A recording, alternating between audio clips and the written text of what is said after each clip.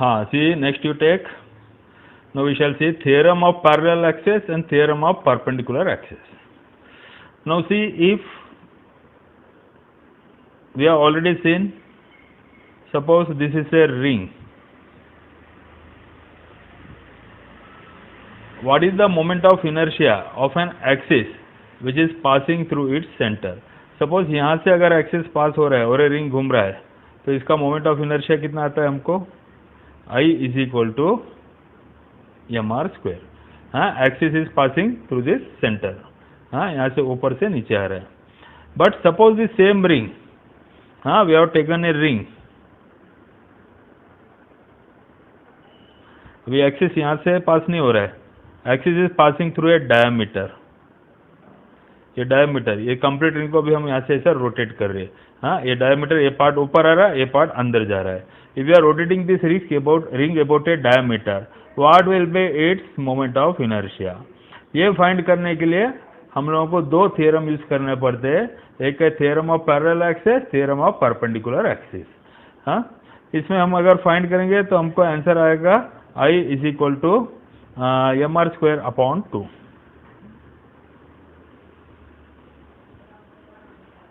Ring के लिए. हाँ, in the same way suppose ये रॉड है, ये रॉड है, ये उसका एक्सिस है और ये रॉड को हम रोटेट कर रहे हैं. हाँ, जैसा ये पेन हो गया है. हाँ, ये पेन को अगर हम रोटेट कर रहे हैं ऐसा, हाँ, तो here the axis is passing. Axis कहाँ से पास हो रहा है? इसके सेंटर से पास हो रहा है. हाँ, सेंटर से एक्सिस पास हो रहा है. Same thing, suppose we are rotating about an axis which is perpendicular to its length and passing through one of its and.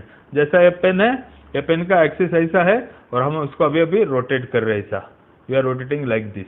तो एक्सिस अगर सपोज एक एंड से पास हो रहा है, हाँ, no what will be the mi? Here you find that both the axis are parallel. यहाँ पर हम इसको फाइंड कर सकते हैं by applying theorem of parallel axis. हाँ, ये हो गया थ्योरम ऑफ परपेंडिकुलर एक्सिस का एग्जांपल, ये पैरेलल एक्सिस का एग्जांपल. हाँ, पहले हम लोग ये दोनों थ्योरम करेंगे. हाँ, एग्जाम में के लिए वेरी वेरी इंपॉर्टेंट क्वेश्चन है. State and prove theorem of parallel axis, state and prove theorem of perpendicular axis. Mark it very important for board examination. Again I am repeating the question. State and prove theorem of parallel axis. State and prove theorem of perpendicular axis. जो हम अभी theorem of parallel axis. See statement, text book में इसका statement दिया है.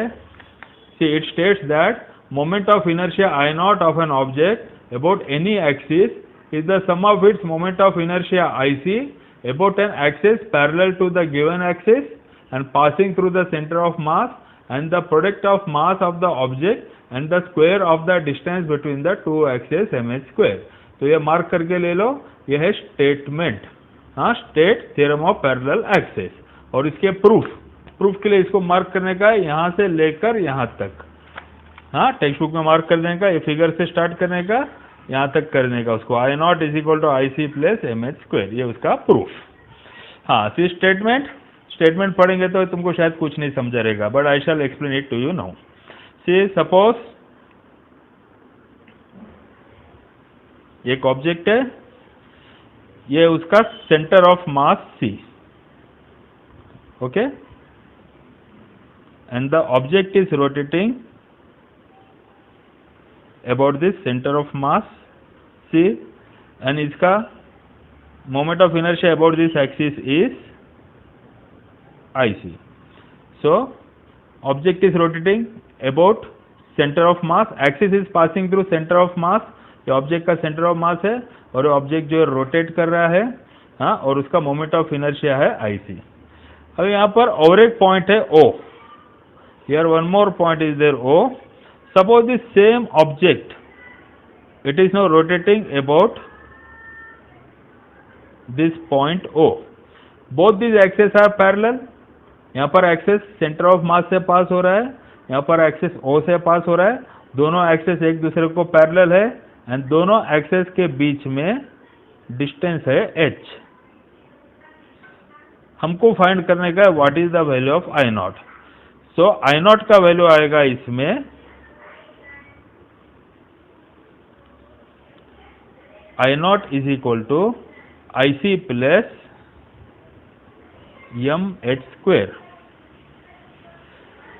I naught is equal to IC plus mh square. Now if you study the statement, moment of inertia I naught of an object about any axis. I naught is any point in this object. I naught is any axis is the sum of moment of inertia IC. दिख रहा है यहाँ पर सम plus आ गया सम. So I naught is a sum of moment of inertia IC about an axis parallel to the given axis and passing through center of mass. ये जो IC है moment of inertia of the object है which is parallel to this given axis and this axis is passing through center of mass, and product of mass of the object and square of the distance between the two axes mh square. तो किसका सम करने का? IC का और product of मास, ये object जो rotate हो रहा है इसका मास है m. The product of mass of the object and the square of the distance between the two axes, दोनों एक्सेस के बीच में डिस्टेंस कितना है h. So m into H square. So theorem of parallel axis हमको find करने का what is the moment of inertia I naught, and if IC is given and the distance between these two axes h is given. So formula क्या आता है हमको? Mathematical form क्या आता है? I naught is equal to IC plus mh square. ये हमको prove करने का है अभी. No say suppose here this point is D. यहाँ पर एक पॉइंट है D से हमने यहाँ पर एक परपेंडिकुलर ड्रॉ किया DN, इसको हमने ज्वाइन किया और इसको भी हमने ज्वाइन किया. नो से इन दिस फिगर ऑब्जेक्ट का मास है m, axis MOP is any axis passing through point O. See this is m, O and P. सी MOP is any axis which is passing through point O. Again one more axis is given. This axis is ACB. ACB is the axis which is passing through center of mass and parallel to this axis MOP, and the distance h from it. दोनों के बीच में distance कितना है? h. Now consider a mass element dm located at point D. ये point D के पास एक small mass है, वो मास कितना है? dm. So consider one small mass is located at this point D. How much mass? dm. इसको हम लेंगे mass element. Perpendicular on OC from the point D is dn. OC को हमने प्रोड्यूस किया और D से हमने परपेंडिकुलर ड्रॉ किया. This is dn. Now moment of inertia of the object about the axis ACB is IC equal to, इसमें IC का value कितना आएगा? We get IC is equal to integral of TC square into dm. दिख रहा है? IC is equal to integral of DC square into dm. Means ऐसे जितने भी पार्टिकल्स आएंगे सबका समेशन और continuous distribution. So we are taking integral. And about the axis MOP I naught equal to कितना आएगा इसमें हमको? I naught is equal to integral of DO square into dm.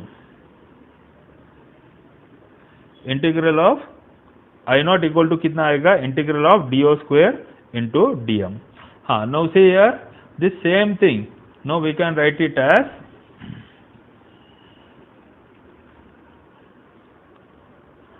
now see here same thing we can write as integral of DO square के जगह हम लिखेंगे DO square के जगह हम लिखेंगे DN square plus NO square.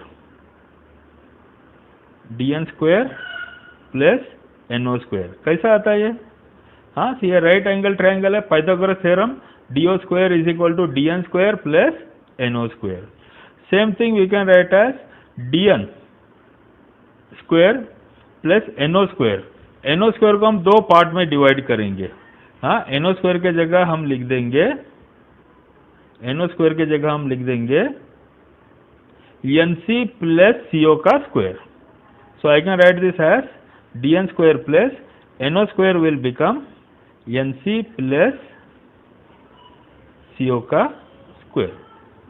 Correct है? With respect to dm. It is equal to integral of DN square plus N C plus C O, A plus B whole square का formula apply करेंगे हम यहाँ पर। Here we get N C square plus 2nc into C O plus C O square with respect to m dm.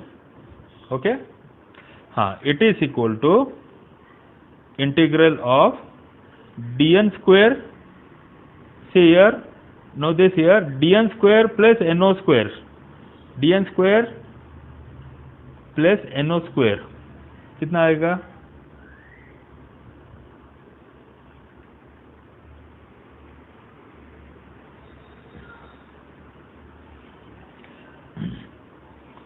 C dn square plus cn square, ये दोनों को अगर plus किया, dn square plus cn square, how much we get? We get dc square. हाँ, see this right angle triangle DNC, ये right angle triangle देखो DNC, dn square plus nc square equal to how much we get? हाँ, dc square. So integral of dc square plus here we can write down 2nc into h, यहाँ पर दिख रहा है CO equal to कितना? h है। So here we are writing plus 2nc into h plus h square, this CO is again h square into dm। Now this same thing we can write as it is equal to integral of dc square dm plus 2h into integral of nc dm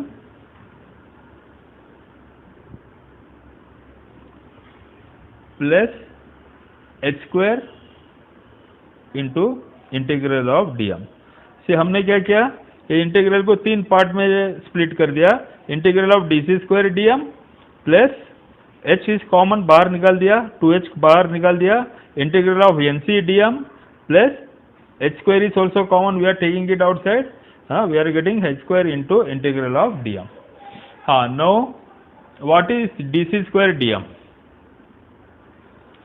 Integral of dc square dm, here say already we have written integral of dc square dm is nothing but ic, integral of dc square dm is nothing but ic. What is integral of dm? Integral of d m में जितने small particles है सबका mass, integral of d m equal to कितना आएगा इसमें? m. So here we are getting integral of d m is equal to how much? m. So our question will now become, now see here dc square dm, now what is nc? nc is the distance of point from the centre of mass, any mass distribution is symmetric about the centre of mass, this integral of nc dm is equal to dm आएगा, equal to 0 आएगा, sorry, integral of nc dm is equal to 0। Now say what is this nc? nc का मतलब क्या हो गया? Distance of x coordinate, ये point D का x coordinate का डिस्टेंस है अबाउट दिस पॉइंट C। इसमें जितने पार्टिकल्स है, सबका अगर एवरेज डिस्टेंस, सबका डिस्टेंस का समेशन से, एक पार्टिकल राइट में है तो एक पार्टिकल लेफ्ट में रहेगा, सबका सम करे तो टोटल 0 आएगा, इसलिए integral of nc dm will be equal to 0। So we get I naught is equal to integral of dc square dm is equal to how much we get? ic 2h integral of nc dm we get 0, यहाँ पर आएगा plus h square into m, और we got our derivation I naught is equal to ic plus m h square. This is the mathematical part. This is the mathematical form of theorem of parallel axis. See again I am repeating, और एक बार तुमको explain कर रहा हूं मैं। See this is our object, ये हमारा object है, object is rotating about this centre of mass C, its moment of inertia is how much? ic. One more point is there, O, if the object is rotating about this axis which is passing through point O, both these axes are parallel, then its moment of inertia is I naught. What we have to prove here? See, distance between these two parallel axes is how much? h. What we have to prove here? We have to prove that I naught is equal to ic plus mh square. ये हमको prove करने का है, okay. हाँ, now say formula for ic is integral of dc square dm. What we have done? We have taken one small elemental mass at this point D. That elemental mass is equal to how much? dm. And from this point D, I am drawing a perpendicular on this OC which is extended. Okay. Now what is I naught equal to integral of do square dm. This do square can be written as dn square plus no square. दिख रहा है यहाँ पर Pythagoras theorem. It is equal to integral of dn square plus no square can be written as, यहाँ पर figure में देखो, no square can be written as nc plus co. no square can be written as nc plus co का whole square. Now if you open this bracket, what we get? dn square plus nc square plus 2 nc co plus co square dm. It is equal to integral of dc square. How we are getting it? dc square, see dn square plus nc square. See this triangle, right angle triangle. dn square plus nc square is equal to dc square. dc square plus 2 nc co. co is nothing but h. co distance कितना h है? So co के जगह h लिख दिया and co square के जगह h square लिख दिया. हाँ, now see here, same thing now we can write as it is equal to, अब इसको तीन पार्ट में स्प्लिट कर दिया इंटीग्रल को. इंटीग्रल ऑफ dc स्क्वायर, यहाँ पर आएगा integral 2h nc dm and plus h square into integral of 1 dm. Now see integral of dc square dm is equal to ic, that we have already proved here. Integral of dm will be equal to m. Integral का मतलब होता है summation of continuous object. इसमें जितने particles है dm सबको plus किया तो कितना आएगा? मास of the object m. Integral of nc dm 0. nc dm 0 कैसा आता है? हाँ, क्योंकि nc क्या है इसके अंदर? nc is the x coordinate. हाँ, the distance of the x coordinate of the particle from centre of मास. तो जितने पार्टिकल्स है सबका डिस्टेंस को अगर हमने ऐड किया तो कितना आएगा? 0 आएगा. So we are getting I naught is equal to I C plus 0 plus H square into M, और I naught is equal to I C plus M H square. So our proof is now over. हाँ, see next we shall see now theorem of perpendicular axis. See this theorem of perpendicular axis, it can be applied only for laminar object. What is the meaning of laminar object? जो flat sheets रहते हैं हम सिर्फ उसी को apply कर सकते हैं. ओके, जैसा एक कार्डबोर्ड है, you can apply it to a cardboard. हाँ, see this is a cardboard. हाँ, we can apply theorem of perpendicular axis to this cardboard. Now what is in this theorem? Suppose in the plane of this lamina we are having two axes. हाँ, ये lamina है, इसके ऊपर एक axis है, ये है x एक्सिस, ये x एक्सिस है, ये y एक्सिस है, और ये z एक्सिस. z एक्सिस ऊपर से अंदर जा रहा है. हाँ, so this is a laminar sheet. हाँ, दिस इज x एक्सिस. हाँ, दिस इज y एक्सिस, और यहाँ से बाहर निकलेगा z एक्सिस. हाँ, in this here also, in this 3 dimensional figure, see this is our laminar sheet. हाँ, see this is x axis. This is y axis, and from here outside coming is this z axis. Now what does it tell us? It tells us that, now see what is the statement. Statement क्या दिया है? The moment of inertia iz of a laminar object about an axis z perpendicular to its plane is sum of its moment of inertia about two mutually perpendicular axes x and y in its plane, all the 3 axes being concurrent. हाँ, now here see, ये जो तीनों भी axis है, हाँ, x axis, y axis, और यहाँ से जो बाहर निकल रहा है, हाँ, z एक्सिस, ये तीनों भी axis concurrent means they are passing through this point O. Now here if the object is rotating about this z axis, suppose object z axis के उधर रोटेट कर रहा है.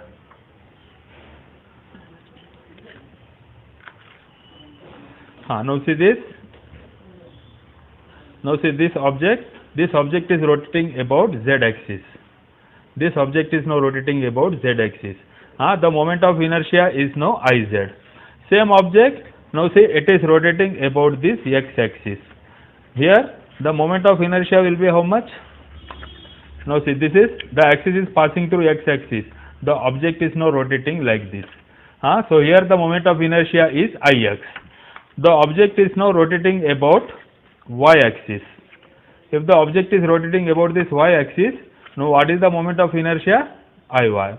So if the axis of rotation is passing this z axis, then the moment of inertia is Iz. X axis, if it is rotating like this, then it is Ix, and if it is rotating like this, then it is Iy. Now what does this theorem tell us? This theorem tells us Iz is equal to Ix plus Iy. This theorem tells us the moment of inertia about z axis is equal to moment of inertia about x axis plus moment of inertia about y axis. See, this z axis is perpendicular to the plane of the lamina. X axis and y axis, they are two mutually perpendicular axes which are located on the plane of the laminar sheet. So got it? Iz is equal to Ix plus Iy. This is theorem of perpendicular axis. Now say here, see our plane, this is our plane lamina, our x axis, y axis, and this is z axis, they are passing through common point O. Now what is Pm? Suppose you have taken element mass Dm which is located at this point P. ये point P lamina के ऊपर है, यहाँ पर एक small mass है Dm, we call it as small mass element Dm, it is located at this point P. From P, I am drawing perpendicular on x axis and y axis. 3 dimension में perpendicular नहीं दिख रहा है, but actually what is this angle? This angle is 90 degree. ठीक है? I am drawing perpendicular on x axis, y axis. Now tell me what is the distance of this point from x axis? Distance from x axis is Pm, which is equal to y. What is the distance of this point from y axis? It is equal to Pn, which is equal to x. And what is the distance from x axis? It is PO. How to find this PO? See, this is a rectangle. So diagonal is given by under root x square plus y square. So OP is equal to under root x square plus y square, or OP square is x square plus y square. Now what is Ix equal to? Ix is equal to integral of y square dm. This point mass, it's the distance from x axis is how much? Y. So Ix equal to integral of y square dm. Iy we get integral of x square dm. And what is Iz? Moment of inertia about z axis. It is integral of OP square dm, which is integral of x square plus y square dm. This integral can be split into two parts, integral of y square plus integral of x square. But what is integral of x square? It is equal to Ix. And what is integral of x square dm? It is equal to Iy. So we are getting Iz is equal to Ix plus Iy. So this is simple theorem, theorem of perpendicular axis. In exam question will be asked, state and prove theorem of perpendicular axis. First you have to write down the statement directly from textbook you have to write down, and answer. To write the answer, first you have to draw this figure. From this figure you have to write till here. This is the answer. Directly from textbook you can do this answer. Now where we can find its application? इसका application हम कहाँ पर कर सकते हैं? सबसे पहले disc, we can apply it for a disk. We can apply it for a disk. We can apply it for a ring, and we can also apply for any plane sheet. So these three places we can apply this theorem. Okay. Let us now see some application of the theorem of perpendicular axis. Say this is a ring. Already for a ring we have seen about central axis. What is the formula for I? Formula for I is mr square. So axis is passing through the center और a ring rotate हो रहा है. Ring ऐसा rotate हो रहा है. Central axis I is mr square. But suppose the axis is passing through diameter. और a ring rotate हो रहा है, पूरा ring ऐसा rotate हो रहा है about the diameter. So what will be the value of phi? That we have to find. Here we shall do one thing. See this ring. Suppose this is our z axis. Suppose this is our x axis, and this is our y axis. Okay. Now here हमको find करने का ID. We want to find what is the value of ID, means moment of inertia about diameter, any diameter. Now see in this figure, by theorem of perpendicular axis we have Iz is equal to ix plus iy. But what is this x axis? X axis is passing through diameter, so this ix can be written as id. Y axis is also a diameter, it is also passing coinciding a diameter because it is passing through the center, so this can also be written as id. So we get iz is equal to id plus id. But what is the value of iz? Iz is nothing but mr square, perpendicular to the plane z axis. So this is equal to mr square. Mr square is id plus id, so we get 2id is equal to mr square. So we get id is equal to mr square upon 2. So we have seen a ring. If the moment of inertia of a ring is mr square, see the moment of inertia of a ring about central axis is mr square. Already we have seen in our previous class. Now about any diameter if we take, it will become mr square upon 2. So here what we have done, we have applied theorem of perpendicular axis. Now we shall apply theorem of parallel axis. See, suppose this is a ring, and the axis is passing like this, IC, I equal to कितना है mr square. यहाँ से axis pass हो रहा है. Suppose axis अगर यहाँ से पास हो रहा है, what will happen about one of its and. I am drawing this 3 dimensional figure, you will understand it in a better way. C this is central axis. Suppose the axis is passing through one of its end and perpendicular to its plane. Now here how to find it? यानी कि जो ring है ना, ये ring ऐसा rotate हो रहा है. यहाँ पर एक पॉइंट रख दिया, सी यहाँ पर मैंने एक पॉइंट रख दिया, और रिंग को पूरा इसका रोटेट करा. See this is our axis of rotation. पहले एक्सिस ऑफ रोटेशन यहाँ पर था, अभी हमने पॉइंट यहाँ पर रख दिया, एक्सिस यहाँ से पास हो रहा है और पूरा रिंग उसको रोटेट हो रहा है.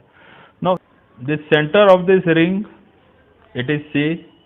So C is center of mass. Ring का जो सेंटर ऑफ मास रहता है रिंग के ऊपर नहीं रहता है, रिंग के सेंटर में रहता है और यहाँ पर मास नहीं रहता है, लेकिन उसका सेंटर ऑफ मास यहाँ पर रहता है.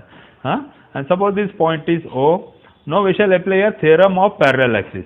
Bye theorem of parallel axis what we get I naught is equal to IC plus mh square.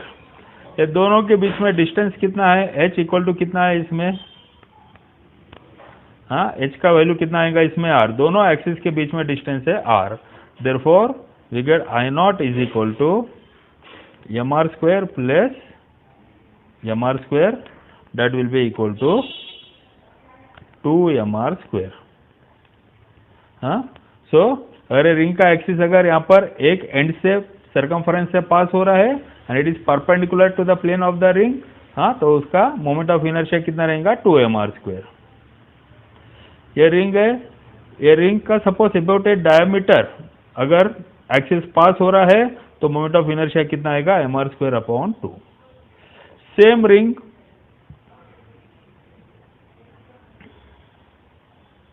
Suppose it is rotating like this. Same ring अगर ऐसा रोटेट हो रहा है, now what you have to do here, this is our point O. This axis is in the plane of the ring. Here the axis was perpendicular to the plane of the ring. यानी कि ये ring से यहाँ से बाहर आ रहा था axis. अभी यहाँ पर एक्सिस जो है, यहाँ पर इसको टच टेंजेंट है लेकिन इसको टच होकर जा रहा है. Now here what we shall do, दोनों के बीच में ये दो एक्सिस लेंगे हम. This is axis about diameter. So here I get I naught is equal to, this is ID. I naught is equal to ID plus mh square, that is equal to, what is ID here, mr square upon 2. Why you have taken mr square upon 2? See, about any diameter, already we have proved here mr square upon 2, plus what is the distance here between these two axes, it is equal to r. So here we have to do plus mr square upon 2 plus mr square, taking LCM we get 3mr square upon 2. So ring के 3 फॉर्मूले हो गए हमारे. See I am writing here once again. मैं यहाँ पर एक point डाल रहा हूँ. एक्सिस इज यहाँ से परपेंडिकुलर है, तो यहाँ पर I का वैल्यू आएगा mr स्क्वायर. यहाँ पर एक्सिस कैसा है, एक्सिस इज अबाउट डायमीटर, यहाँ पर आएगा mr² अपॉन 2। एक्सिस क्या है, it is tangential and in the plane, यहाँ पर फॉर्मूला क्या आएगा 3mr² अपॉन 2। मैंने यहाँ पर एक पॉइंट डाला, ये पॉइंट का मीनिंग क्या है, हाँ एक्सिस, ये पॉइंट का मीनिंग क्या है, एक्सिस यहाँ से परपेंडिकुलर है, हाँ ये पॉइंट का मीनिंग है एक्सिस यहाँ से परपेंडिकुलर है। इसमें फॉर्मूला क्या हमने डिराइव किया था, mr² upon 2। So here 4 formulae we have seen now. The natural axis of the ring is passing through its center and perpendicular to its plane. Its moment of inertia is mr². Axis of the ring is about diameter, moment of inertia is mr² upon 2. We have found it by using principle of perpendicular axis.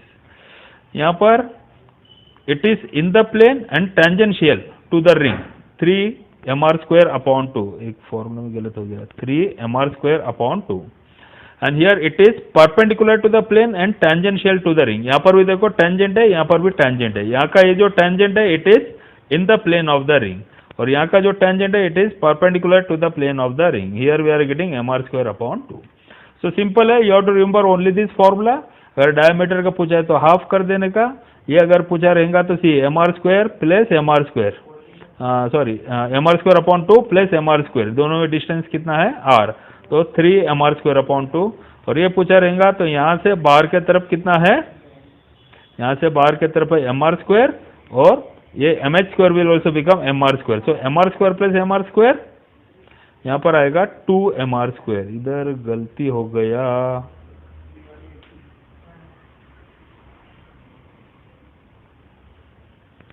हाँ यहाँ पर 2mr², इसको correction करके ले लो। Okay, हाँ now say take a disc, what is the moment of inertia of a disc, हाँ about an axis passing through centre and perpendicular to its plane. हाँ एक्सिस जो है सेंटर से पास हो रहा है और ये प्लेन को परपेंडिकुलर है, क्या आएगा mr² upon 2। Already we have seen this. About diameter क्या कर देने का, इसका हाफ कर देने का। हियर कौन सा फॉर्मूला यूज करने का, principle of perpendicular axis, ix plus iy equal to iz। ix और iy दोनों इक्वल है, हाँ सो iz का हाफ हो जाएगा, कितना होगा mr² अपॉन 4। सपोज ये डिस्क है और एक्सिस यहाँ से पास हो रहा है, दिख रहा है यहाँ पर मैंने पॉइंट डाला है, हाँ और ये डिस्क पूरा इसको रोटेट हो रहा है। तो यहाँ पर फॉर्मूला कौन सा यूज करेंगे हम, प्रिंसिपल ऑफ पैरेलल एक्सिस। हाँ see this axis it is mr² upon 2 plus mh²। h कितना आएगा, यहाँ से यहाँ तक का डिस्टेंस कितना है, the distance is r, so plus mr² upon 2 plus mr², how much we get 3mr² upon 2। Now see again we have taken a disc, axis is tangential and in the plane of the disk, so what we have to do here, mr²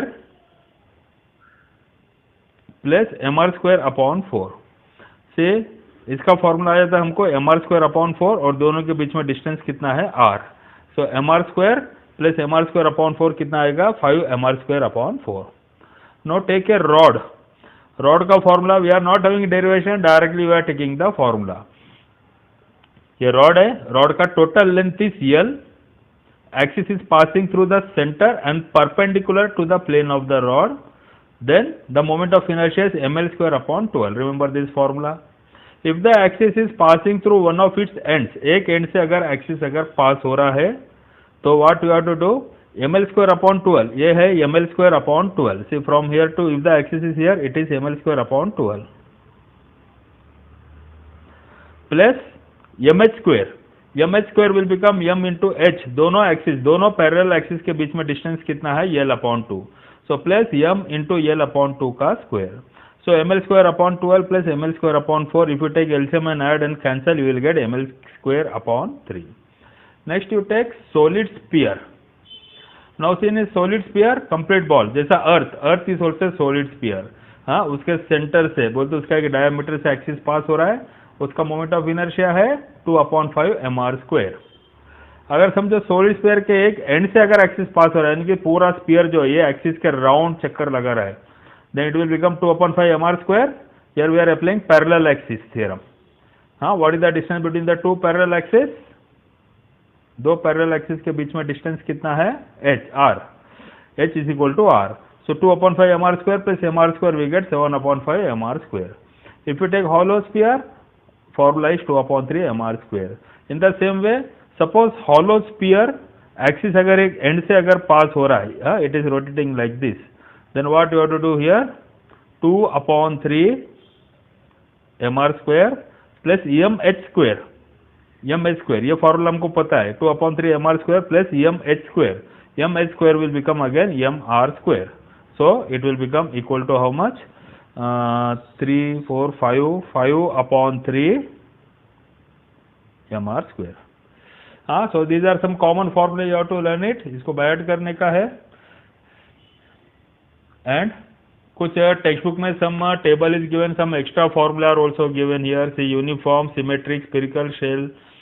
ये formula बैठ करके ले लो. Rectangular, पैरेललोपिपेड. ये फॉर्मूले old syllabus में रहता है. New syllabus में this formula are added. This formulae uniform solid right circular cone 3/10 mr square and uniform hollow right circular cone central axis I equal to mr square upon 2. One more trick you remember. Solid cylinder और disc दोनों का formula same आता है. Solid cylinder का formula भी mr square upon 2 आता है, जैसा रोड रोलर हो गया है, सॉलिड सिलेंडर हो गया है, mr square upon 2, और डिस्क का फॉर्मूला भी सेम है. इन the same way hollow cylinder and ring का फॉर्मूला भी सेम आएगा. Hollow cylinder and ring formula क्या आएगा, दोनों का फॉर्मूला सेम आएगा, mr square